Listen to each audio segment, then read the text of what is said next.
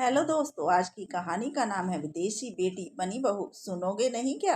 धनीराम जी अपनी इकलौती बेटी विनीता को 12वीं की पढ़ाई के बाद विदेश भेज देते हैं ताकि विदेश में जाकर उच्च शिक्षा प्राप्त कर सके। लेकिन जब विनीता विदेश से पढ़ाई पूरी करके वापस लौटती है तो पहले और आज की विनीता में जमीन आसमान का फर्क देखने को मिलता है। अब वह छोटे छोटे से कपड़े पहनती थी। विनीता सुबह उठकर नहा धोकर छोटे छोटे कपड़े पहनती है और कानों में हेडफोन लगाकर इंग्लिश गाने सुनती है, जिसकी आवाज सुनकर धनीराम जी और उनकी पत्नी अपने में से बाहर आकर बोले कि बेटी, यह क्या तुझे जरा भी तमीज नहीं है कि कपड़े कैसे पहनने चाहिए? धनीराम जी ने कहा। विनीता ने कहा कि ओ डैड, हम तो ऐसे ही कपड़े पहनेंगे।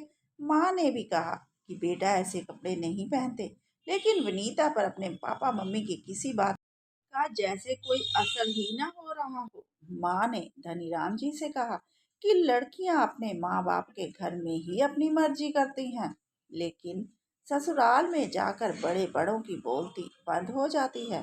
तभी धनीराम जी ने कहा कि तुम बात तो ठीक करती हो।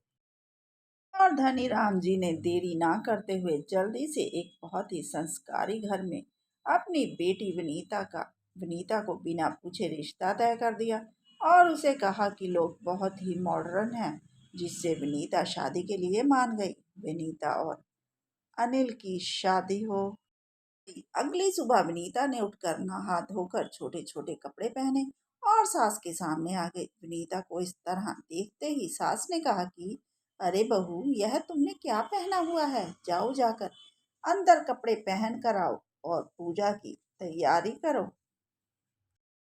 तुम्हारा पति और तुम पूजा करोगे। विनीता ने कहा कि मैं कोई पूजा नहीं करना चाहती। तभी ससुर ने कहा कि बहू, तुम्हें अकल नहीं कि ससुराल में कैसे कपड़े पहनते हैं।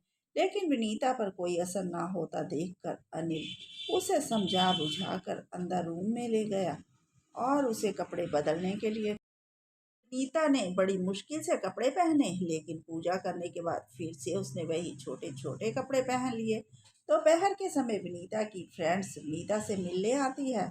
जब उसकी सासू माँ ने दरवाजा खोला तो देखा कि उन फ्रेंड्स ने भी छोटे छोटे कपड़े पहने हुए थे। सासू माँ ने कहा कि क्या तुम्हें इतनी भी अकल नहीं है कि किसी के घर ऐसे कपड़े पहनकर नहीं जाते? तभी सामने से विनीता और अलीन आ जाते हैं। विनीता की सहेलियों ने विनीता से कहा कि तुम्हारी काम वाली कैसी है जो हमें हमारी ड्रेसेस को लेके बोल रही है। इतना सुनते ही अनिल गुस्से से बोला कि विनीता, तुम अगर विदेश में पढ़कर आई हो इसका मतलब यह नहीं कि यहाँ के संस्कार नहीं जानती। मेरी माँ को तुम काम वाली कहलवा रही हो। अपनी फ्रेंड्स से मेरे घर में तुम्हारे लिए कोई जगह नहीं है। चली जाओ यहाँ से। अपनी फ्रेंड्स के सामने अपनी बेइज्जती होते देख विनीता अपना अटैची लेकर फ्रेंड के साथ ही चली गई और सीधा अपने माँ पापा के घर चली गई। माँ ने विनीता को देखकर पूछा कि तुम्हारे ससुराल में सब ठीक है ना? विनीता ने कहा कि ससुराल माई फुट, जहाँ पर मेरी बेइज्जती हो मैं वहाँ नहीं रहूंगी। तभी धनीराम जी ने कहा कि यह हमारा घर है, इसलिए अब तुम्हें अपने ससुराल में ही रहना है। चली जाओ हमारे घर से।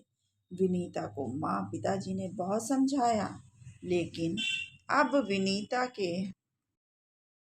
दिमाग से विदेशी भूत निकल गया था, इसलिए उसने एक छोटी सी कंपनी में नौकरी ज्वाइन कर ली थी और फिर अपने ससुराल चली गई थी।